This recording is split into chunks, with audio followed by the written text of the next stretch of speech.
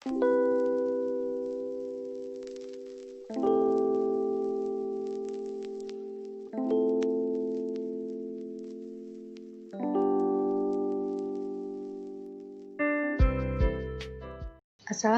warahmatullahi wabarakatuh. Jadi video ini saya akan membahas mengenai dukungan sistem operasi pada mata kuliah arsitektur komputer.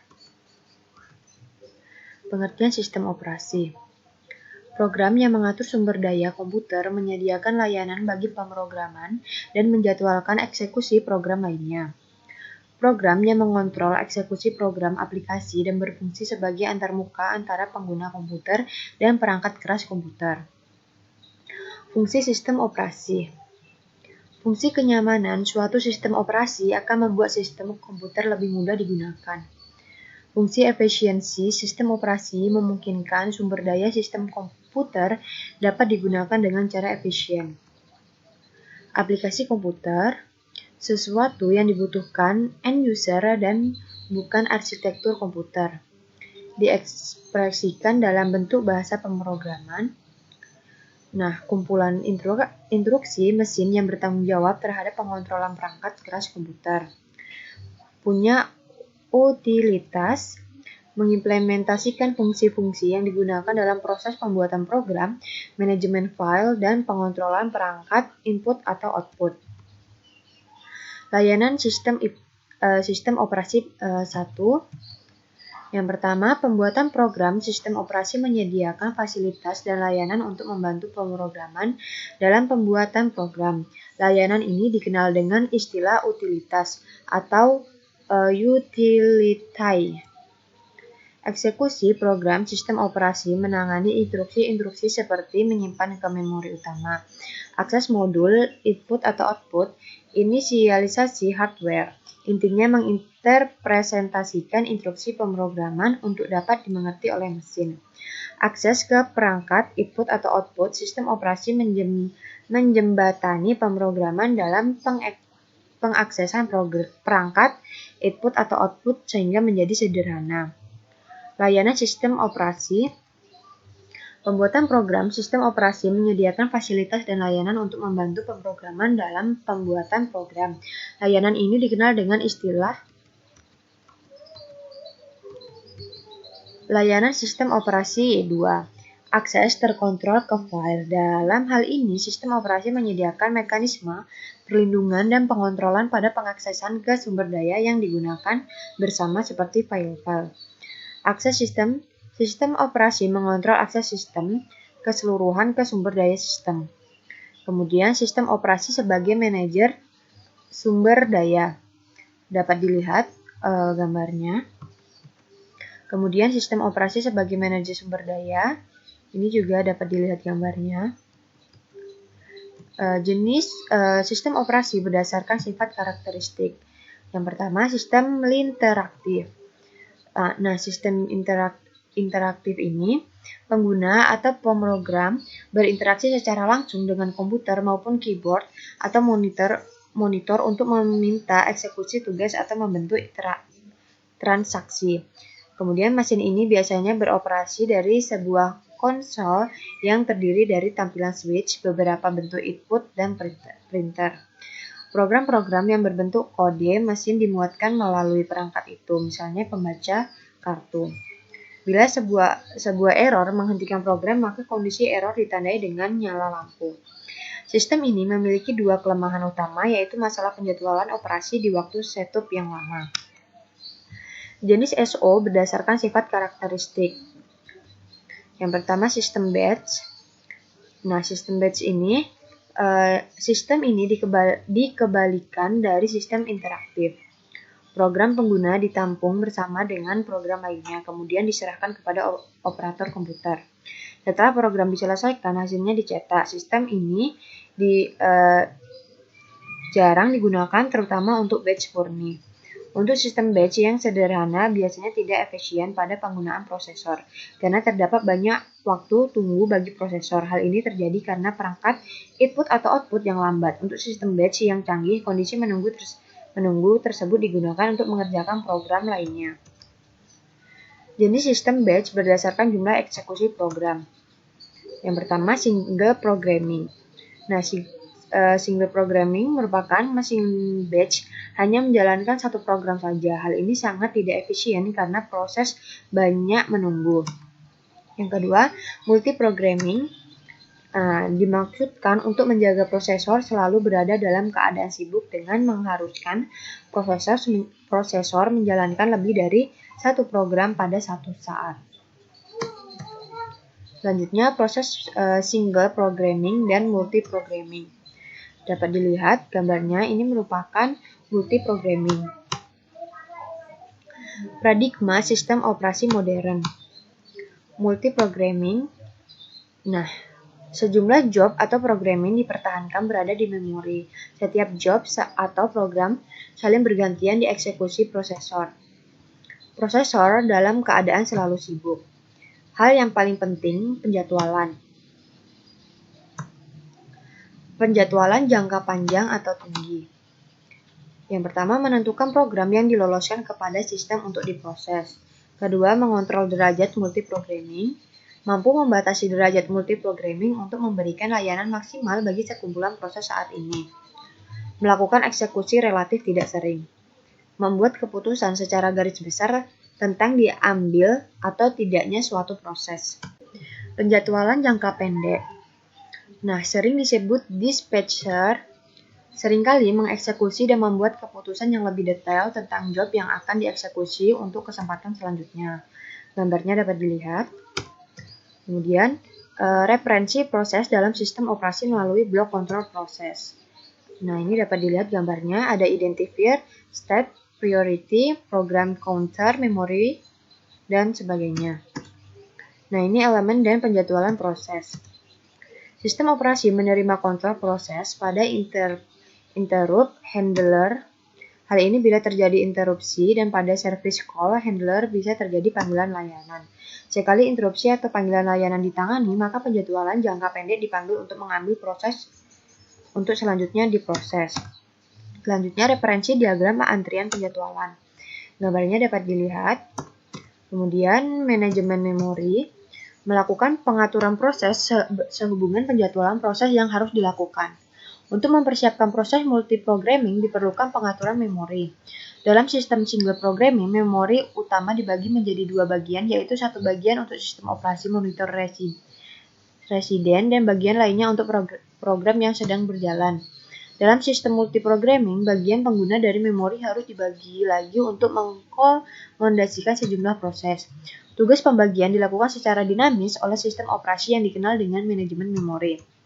Ada beberapa istilah dalam manajemen memori yang akan dijelaskan, yaitu swapping, partitioning, pegging, virtual memory. Yang pertama, swapping. Kalau kita memperhatikan proses pada gambar referensi diagram antrian penjadwalan, kerja prosesor lebih cepat daripada perangkat input atau output, maka akan terjadi antrian keluaran, yaitu proses yang memerlukan akses ke perangkat input atau output. Pendekatan untuk masalah di atas adalah swapping. Nah, kita memiliki antrian panjang permintaan proses yang umumnya tersimpan dalam memori utama. Apabila proses telah selesai, maka proses-proses tersebut tak akan dikeluarkan dari memori utama. Sekarang, situasi yang terjadi adalah tidak ada proses di mana memori utama yang siap. Daripada proses idle, maka proses akan melakukan swap salah satu tersebut kembali ke disk di antrian menengah. Antrian ini merupakan antrian proses yang telah dikeluarkan sementara dari memori. Selanjutnya, kemudian sistem operasi mengambil proses lain dari antrian menengah atau memenuhi permintaan proses yang baru dari antrian panjang. Setelah itu, eksekusi akan dilanjutkan dengan memproses proses yang baru tiba. Swapping merupakan operasi input atau output karenanya dapat membuat keadaan menjadi buruk. Namun karena input atau output disk umumnya lebih cepat dari input atau output lainnya, maka swapping ini mampu meningkatkan kinerja prosesor. Partitioning. Sistem operasi akan menempati bagian memori yang tepat. Sisa memori dibagi-bagi untuk keperluan sejumlah proses. Partitioning adalah teknik membagi memori menjadi beberapa bagian sesuai kebutuhan. Terdapat dua macam partisi, yaitu partisi tetap, fixed partitioning, dan partisi variabel. Kemudian, dalam partisi tetap, proses akan disimpan dalam partisi memori yang dapat menampungnya. Partisi biasanya dibuat tidak sama kapasitasnya. Pendekatan ini kurang efisien karena tidak bisa diubah menjadi partisinya dan biasa terjadi sisa memori dari alokasi partisinya sehingga terjadi lubang hole memori. Efek partisi variabel, ini gambarnya dapat dilihat. Kemudian pegging. Nah, penggunaan partisi tidak cukup efisien dalam penggunaan memori. Terdapat metode lain yang disebut pegging. Pegging adalah membagi memori utama menjadi frame-frame kecil berukuran sama. Setiap proses dibagi menjadi pack-pack berukuran sama dengan frame. Proses yang lebih kecil membutuhkan pack yang lebih sedikit, sedangkan proses-proses besar akan memerlukan pack yang lebih banyak. Ketika sebuah proses dibawa ke dalam memori, pack-pack yang dimuatkan ke dalam frame yang tersedia dan kemudian pack table dibentuk. Pack table digunakan untuk mengubah alamat logika menjadi alamat fisik dan juga sebaliknya. Nah, ini merupakan pegging table, dapat dilihat gambarnya. Kemudian pada saat suatu proses sedang berjalan, sebuah register menyimpan alamat awal pada pack table proses tersebut. Nomor halaman alamat virtual digunakan untuk mengindeks tabel tersebut dan lookup nomor frame-nya. Hal ini dikombinasikan dengan bagian offset dari alamat virtual untuk menghasilkan alamat rel yang diinginkan. Tabel ini bisa sangat besar sehingga sebagian besar teknik penyimpanan tabel pada memori virtual, bukan pada rel memori. Pada saat suatu proses sedang berjalan, sedikitnya bagian pack table-nya harus berada di memori utama, termasuk pack table entry yang sedang dieksekusi.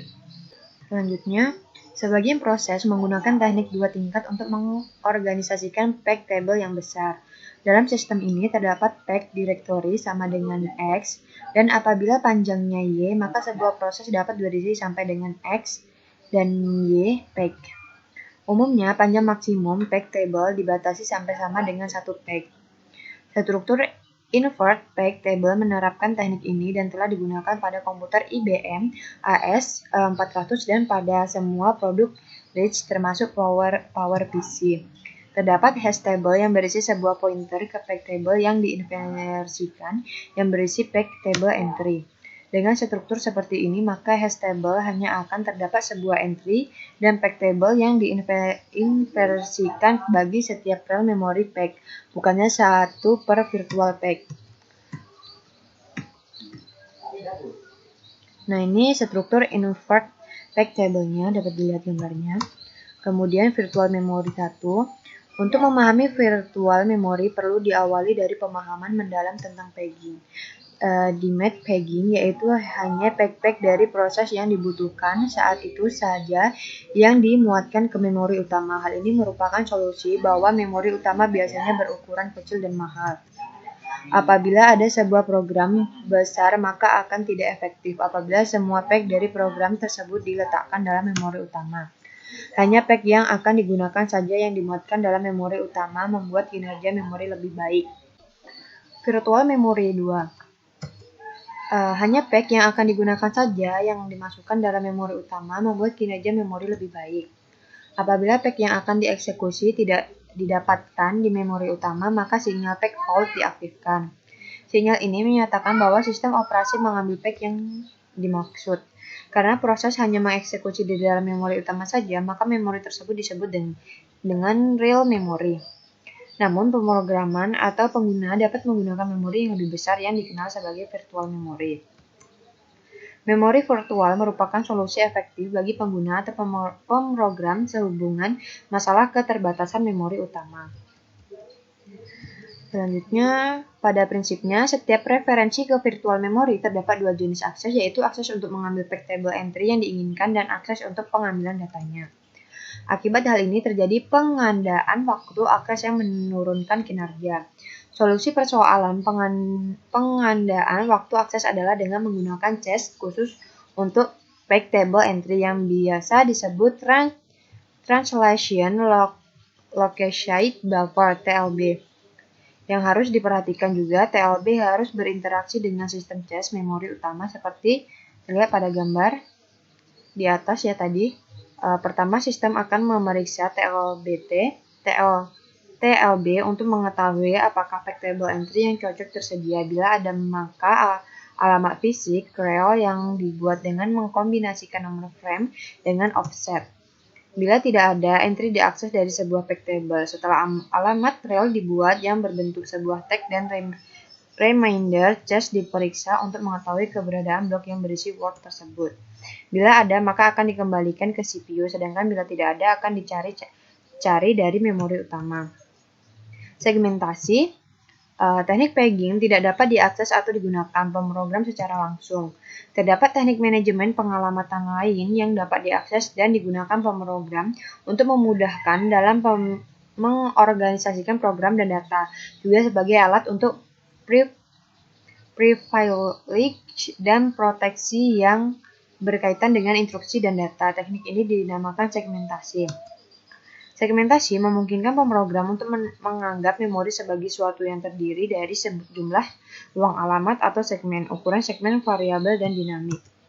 Nah, keuntungan dari segmentasi yaitu menyederhanakan perkembangan struktur data, memungkinkan program dapat diubah dan dikompilasi ulang secara independen, memungkinkan suatu segmen yang merupakan bagian di suatu proses digunakan oleh proses lainnya, memungkinkan adanya proteksi karena pemrogram dapat dengan mudah memberikan akses. Nah, ini gambar operasi interaksi TLB dan memori cache. Dapat dilihat gambarnya. Kemudian memori Power PC 1. Power PC menyediakan pengalamatan yang komprehensif untuk implementasi arsitektur 32 bit menggunakan teknik pegging dengan mekanisme segmentasi yang sederhana.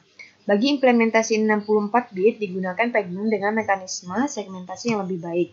Selain itu, terdapat mekanisme alternatif bagi keduanya dikenal sebagai penerjemahan alamat blok. Teknik pengalamatan blok ditujukan untuk menutupi kelemahan teknik pegging. Dengan pengalamatan blok memungkinkan proses untuk memetakan 4 buah blok besar memori instruksi dan 4 buah blok memori data yang berukuran besar dengan tidak menggunakan mekanisme pegging. Nah, selanjutnya, PowerPC 32 bit menggunakan alamat efektif 32 bit. Alamat tersebut meliputi identifier, peg, 16 bit, dan sektor 12 bit. Dengan 12 bit dapat mereferensi 4 byte page 4 bit dari alamat digunakan untuk menandakan salah satu dari 16 segmen, meliputi bit-bit control access dan sebuah identifier 24 bit sehingga alamat efektif 32 bit memetakan ke dalam alamat virtual 52 bit. Nah, ini mekanisme pengalamatan PowerPC 32 bit, dapat dilihat gambarnya. Kemudian PowerPC menggunakan inverted peg table tunggal. Alamat virtual digunakan untuk mengidentifikasi dalam page table. Nomor virtual page diisikan ke bagian kiri sisi yang paling berarti dengan 3 buah 0 untuk membentuk bilangan 19 bit. Kemudian bit per bit eksklusif OR dihitung ke bilangan tersebut dan 19 bit paling kanan dari ID segmen virtual untuk membentuk kode hasil 19 bit. Kode hash 19 bit. Tabel diatur menjadi N, kelompok yang terdiri dari 8 buah entry dari 10 sampai 19 bit kode hash, tergantung pada ukuran peg table digunakan untuk memilih salah satu kelompok di dalam tabel. Kemudian hardware manajemen memori melacak 8 entry dalam kelompok untuk dicocokkan dengan alamat virtualnya. Kemudian dalam mencari kecocokan tersebut, setiap page table entry meliputi ID segmen virtual. 6 bit paling kiri dari nomor virtual page yang disebut abbreviated page index karena sedikitnya 10 bit dari nomor virtual page 16 bit selalu berpartisipasi di dalam hash untuk memiliki kelompok page table entry. Hanya bentuk singkat nomor virtual page yang perlu dibawa ke page table entry agar cocok secara unik dengan alamat virtual. Bila terdapat kecocokan, maka nomor rel page 20 bit ID alamat dirangkaikan dengan 12 bit terendah dalam alamat efektif untuk membentuk alamat fisik 32 bit untuk diakses. Bila tidak terdapat kecocokan, maka kode hash dikomplementkan untuk menghasilkan indeks peg table yang baru yang berada pada posisi relatif sama di sisi lain tabel. Kemudian kelompok ini dilacak untuk dicocokkan. Bila tidak ada yang cocok lagi, sebuah page fault interrupt akan terjadi. Pada manajemen pengalamatan 4 bit, PowerPC dirancang untuk kompatibel dengan 32 bit. Prinsipnya sama dengan mekanisme pengelamatan 32 bit. Kesimpulannya, operating system bertugas sebagai penghubung antara user di perangkat keras agar user dapat menggunakan perangkat keras secara nyaman dan efisien. Operating system mengatur sumber daya perangkat keras. Penjadwalan kerja perangkat keras oleh operating system dapat mengoptimalkan kecepatan CPU. Ada beberapa istilah dalam manajemen memori, yaitu sweeping, partitioning, paging, virtual memory. Memori virtual merupakan bagian dari secondary yang dianggap sebagai memori utama. Jadi sekian untuk video materi ini. Lanjut pada video selanjutnya. Jadi apabila ada kesalahan kata dalam pengucapan mohon dimaafkan. Wassalamualaikum warahmatullahi wabarakatuh.